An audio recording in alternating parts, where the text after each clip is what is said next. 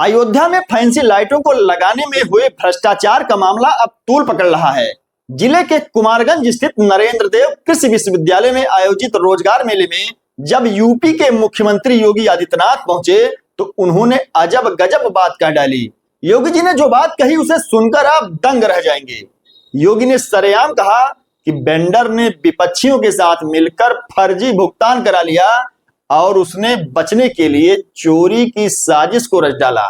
मतलब योगी जी यहां पर चुनावी कार्ड खेलने से नहीं चूके। अब यहां पर सवाल उठता है कि विकास प्राधिकरण ने बिना लाइटों का निरीक्षण किए आखिर भुगतान कैसे कर दिया? क्या अफसर बिना सत्यापन व स्थलीय निरीक्षण किए ही बिल पास कर देते हैं और ऐसे ही वेंडरों को ठेकेदारों को भुगतान कर देते हैं? इस पर भी गौर करने की जरूरत है और गौर इसलिए करना जरूरी हो गया है क्योंकि इन्हीं अफसरशाही से रुष्ट अयोध्या की जनता लोकसभा चुनाव का आईना दिखा चुकी है। नमस्कार दोस्तों, आप देख रहे हैं न्यूज 524। मैं हूं आपके साथ अमित तिवारी। अयोध्या में इन दिनों फैंसी लाइटों को लगाने फिर चोरी होने, कंपनी द्वारा चोरी की एफआईआर राम जन्मभूमि थाने में दर्ज कराने और अब उल्टे कंपनी पर ही धोखाधड़ी सहित अन्य मुकदमा दर्ज होने का मामला काफी ट्रेंड कर रहा है।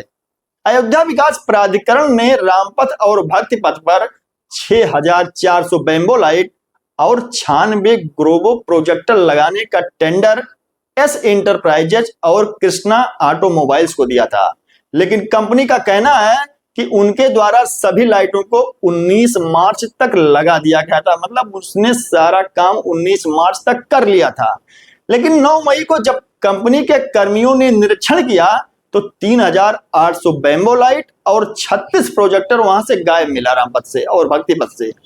कंपनी ने इसकी रिपोर्ट राम जन्मभूमि थाने में दर्ज कराया, लेकिन कमिश्नर गौरव दयाल ने 2 दिन बाद ही बता दिया एक बाइट देकर कि इतनी लाइट चोरी हो ही नहीं सकती। मतलब कंपनी को कटघरे में खड़ा कर दिया। अब जांच में तेजी आई तो उल्टे कंपनी पर ही एफआईआर दर्ज करा दिया गया। विभिन्न धाराओं में धोखाधड़ी सहित अन्य धाराओं में मुकदमा दर्ज कर लिया गया और कंपनी एक बार कटघरे में खड़ी हो गई।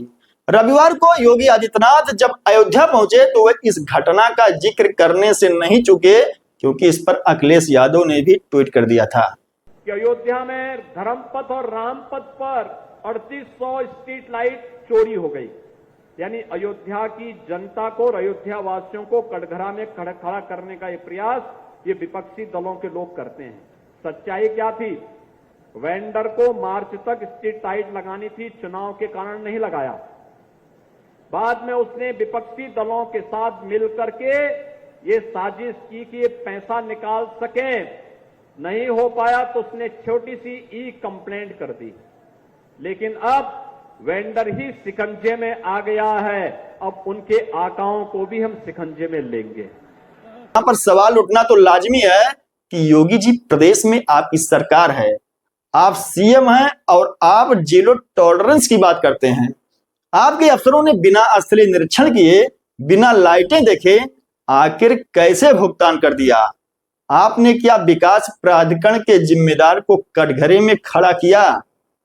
क्या कंपनी आपके विपक्षियों से मिली हुई थी तो उसे टेंडर क्यों दिया गया? और यदि टेंडर दे भी दिया गया तो भुगतान के पहले सत्यापन क्या एसी कमरों में बैठकर अफसरों ने कर दिया और भुगतान कर दिया? यह एक अहम सवाल है जिस पर जांच की आवश्यकता है। तो दोस्तों आज के लिए बस इतना ही। जल्द लौटेंगे एक नए मुद्दे के साथ, तब तक के लिए नमस्कार।